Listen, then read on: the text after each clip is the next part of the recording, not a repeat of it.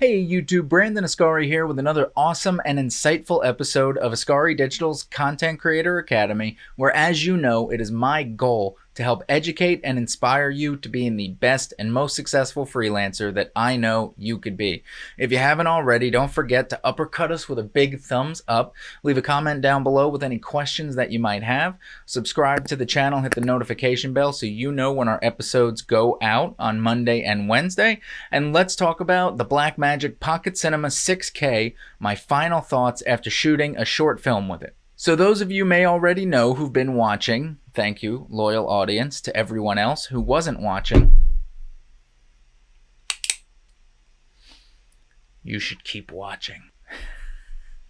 I don't know why I did that, but who knows, maybe it'll be funny. I have been recently going through my Blackmagic Pocket Cinema 6K and doing some in-depth thoughts, perspectives, and walkthroughs with the camera over the last few weeks. And today I really wanted to wrap it up and summarize my final thoughts of it after shooting a short film that I did this past weekend with a bunch of really talented filmmakers and friends of mine. So let's first dive in, take a look at some sample clips from that shoot that we did, and then let's come back and talk about it and see what we think. All right? And action.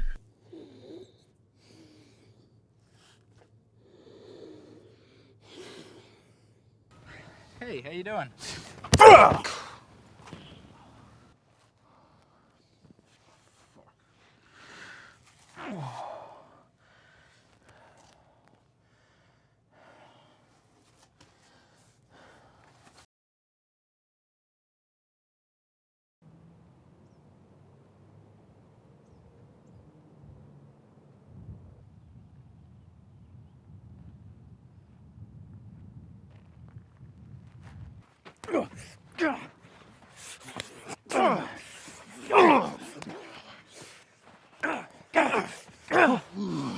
I want to see more.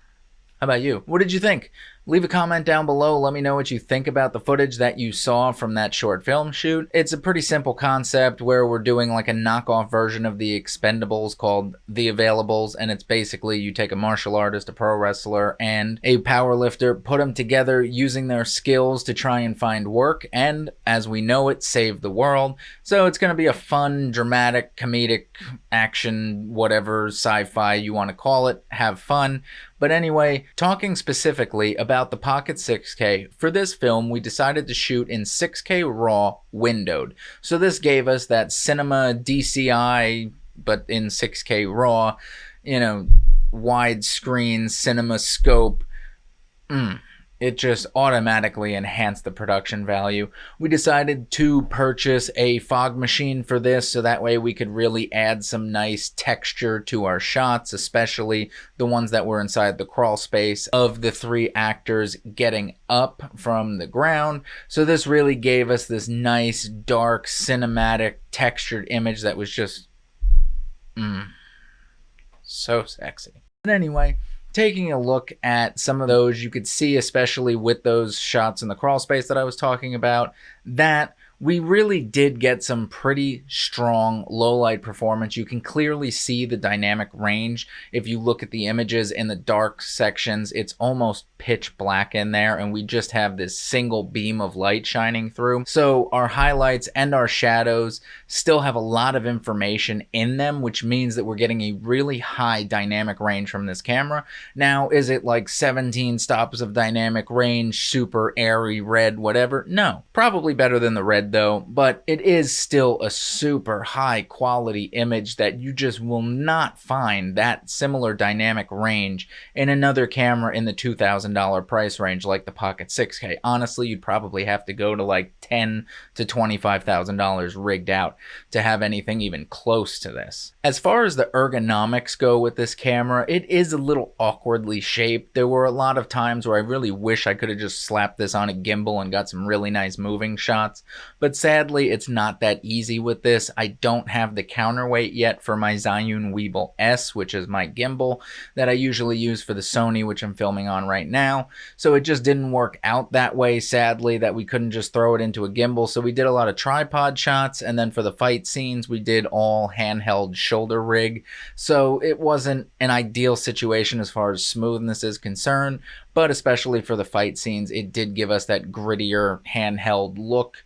By using the shoulder rig instead of a gimbal, it would have been too smooth for that. But specifically inside that crawl space, and then the final scene where all of the people come together and realize that they are trapped and hooked up to a computer machine. Oh my god, spoilers, sorry. But just go watch the film when it's done. It's still in post, so just wait a little longer. In that scene in particular and the other one, I really wanted to have some nice moving tracking shots, but it just would have been too much to go through setting up a dolly track. We didn't have the time, so on and so forth, but we tried to make it work as best as we could with framing, lighting, and using the hazer / fog machine to really make the images stand out.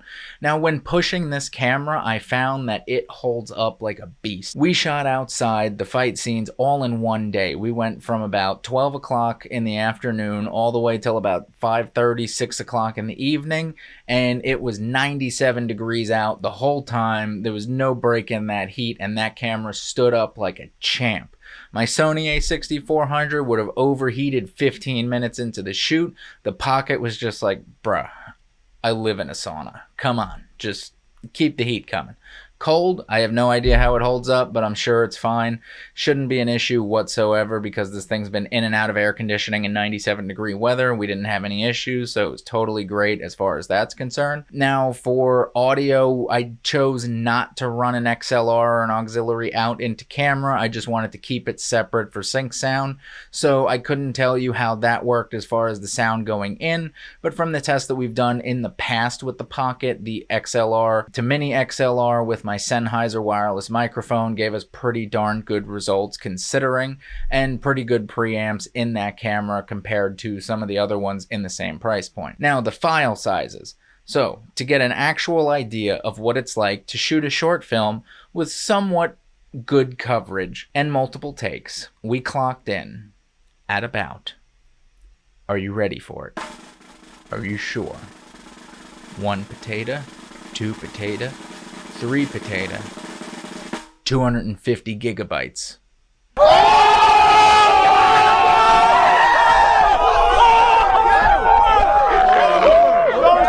Now, mind you, this film is going to be about 7 minutes when it's completed-ish, I'm guessing.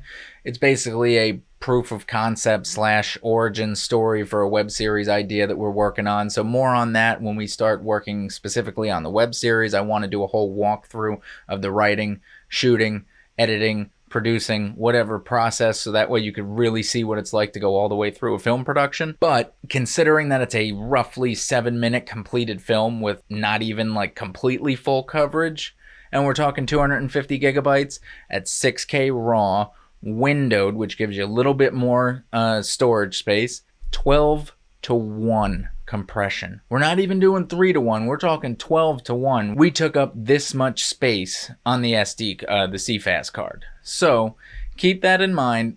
File sizes really can be a problem with this, but you will get quality that you will not find elsewhere for anything in this price point. So you have to weigh quality versus storage space. Spend a little bit more on hard drive, spend a little bit more on cloud storage or whatever it is. Know that it's going to require more processing power by a computer, so you may need to upgrade your computer. These are all things that you need to take into consideration before you purchase a camera like this. Now, with that said, what would I actually use this for? Am I going to use this to record talking head interviews? No, usually not. I've done it before. Wouldn't do it again. I did that in 4K, ProRes, whatever it was on there. Is it passable? Yeah, but we're talking like 200 gigabytes for that, and it's just, I don't think it's worth it. I wouldn't do it. I'd use a Sony, a Canon, a Panasonic, something like that. That's going to record for an hour or two and give you like 20 or 30 gigabytes, maybe 40 gigabytes, instead of like 200 to barely get that. It's just not worth it. But for narrative, cinema, whatever, anything where you need a lot of flexibility in post because you're shooting 6K, you're probably going to release at 4K or 1080p. You have that extra resolution. You're shooting at RAW, not log or whatever flat standard color profile your camera has. You get a lot more wiggle room for VFX, for color grading. It's just very, very, very useful if you have a lot of plans for post-production. So definitely those are things to keep in mind as you weigh the trade-offs and weigh the pros and cons, because you need to know these things when you're going to purchase a camera. The Sony a6400, great for live events, great for recording my YouTube show, great for doing like some relatively like web series based things. But it's not really the most cinematic camera. It's not the best for green screen and VFX. It's not the best for color grading. That would be the Blackmagic Pocket Cinema 6K. I would choose that in a heartbeat if I had a project that was more dependent upon those things. But if it's like a live event gig or something like that, then I would use the Sony all day, every day, because the Sony is just much better geared towards faster production, longer shoots, stuff like that. But then the trade-off with the Sony is it overheats all the time. So outside, technically, the Pocket 6K might even be better. But who am I? I don't know. I'm just telling you what I think. But anyway, leave a comment down below. Let me know which camera you would choose and why you would prefer it. And let me know if you would consider using a different camera, what your projects usually are. Tell me a little bit about yourself. Go ahead. We'll just, I'm going to go through the comments and I'm just going to see like, oh, here's so-and-so and they're from here and these are the type of movies they make and this is the camera that they would use.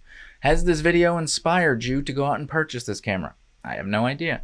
But anyway, I'm looking forward to doing the My Road Reel competition. I'm going to be doing that in the next coming few weeks, where we're going to be putting the Pocket 6K to the challenge again and through the ringer in a much, much more high-end level shoot, because we are going to be trying to do the competition. It's awesome. It's got like $1 million in prizes and a bunch of gear.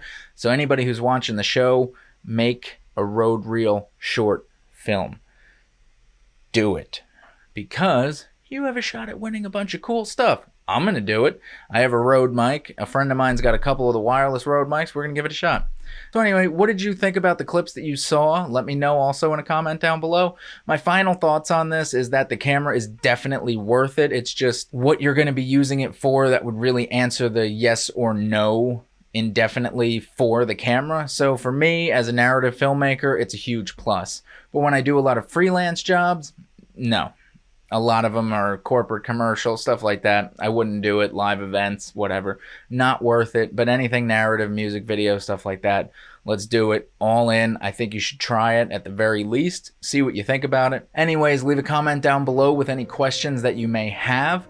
Don't forget to give us a big thumbs up. Oh, that hurt. Woo, woo, woo, woo. Subscribe to the channel, hit that notification bell so you know when our episodes are airing. And in the meantime, I will see ya.